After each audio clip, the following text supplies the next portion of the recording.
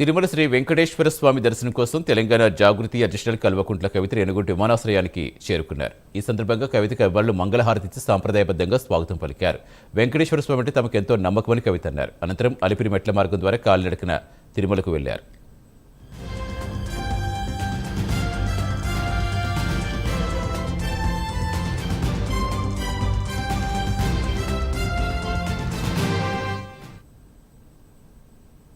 ఇవాళ ఏదైతే ఒక ఫేక్ కేసు పెట్టి గత 4 సంవత్సరాలుగా నన్ను వేధింపులకు గురి చేసినారో, మరి ఆ దేవుడి దయ వల్ల సత్యం నా పక్కన ఉండడంతో ఇవాళ ఆ కేసు అంతా కూడా డిశ్చార్జ్ అయిపోవడంతో మరి స్వామివారి అంటే మా అందరికీ కూడా చాలా చాలా నమ్మకం.